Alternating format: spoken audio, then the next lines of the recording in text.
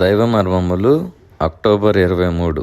సహోదరుడు భక్త సింగ్ గారి అనుభవంలో దేవుడు ఆయనకు బయలుపరిచిన మర్మములను అనుదినం పంచుకొనుట. నేను మీకు ఆజ్ఞాపించు వాటిని చేసిన ఎడల మీరు నా స్నేహితులై ఉందురు. యోహాను 15:14.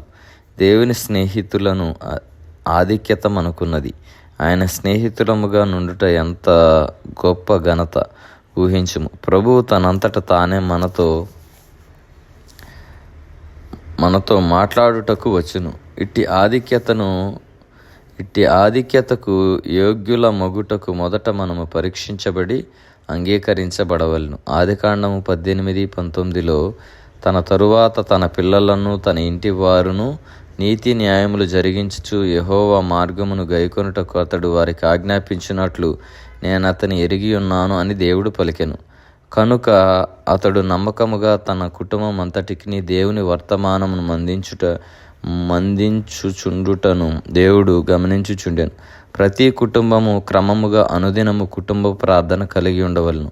మన పిల్లలకు క్రమముగా నమ్మకముగా దేవుని వాక్యము బోధించిన ఎడల మనము కూడా దేవుని స్నేహితులము కాగలము. మరియు దేవదూతలకు మరుగు చేయబడినవి మనకు బయలుపరచబడును. సంభవింపనయ్యున్న సంగతులను గూర్చి దేవుడు అబ్రహాముతో చెప్పినప్పుడు అబ్రహాము సొదొమ గొమొర్రాలలోని మనుషుల కొరకు విజ్ఞాపన చేసెను. దేవుని స్నేహితునిగా అతడు ధైర్యము తెచ్చుకొనెను. మనము కూడా ఇతరుల నిమిత్తము విజ్ఞాపనము చేయుటకు ధైర్యమును స్వాతంత్ర్యమును కలిగి ఉండగలము. మరియు చీకటిలోనున్న వారి కొరకు కృపా కనికరములను అడగగలము. 32వ వచనం. ఆ రీతిగా దేవుని జతపని వారము కాగలము.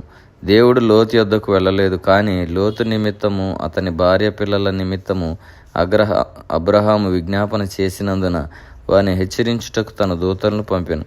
లోతు సొదొమ గొమొర్రా సమీపములో నివసించుటకు కోరుకొని ఆయనను దుఃఖపరిచినందున తన రహస్యమును లోతుతో పంచుకొనవలెనను ఆశ దేవునికి లేకుండెను. ఆ సమీపములోనున్న సారవంతమైన భూమిచే అతడు మోసగించబడెను. కడపటికి సొదొమలోనొక పెద్దగా అతడు చేయబడెను. లోతును పోలి మనలో ఎవరైనా లోకభోగములను ఘనతను కోరుకునే ఎడల ప్రభువు మన యొద్దకు రాడు, తన రహస్యములను మనకు బయలుపరచడు. తిరిగి జన్మించిన విశ్వాసుల అనేకులను నేను ఎరుగుదును. దేవుని సంఘము అనగానేమో వారు ఎరుగరు, కానీ అక్కడ పెద్దలుగా నుండవలనని కోరుదురు.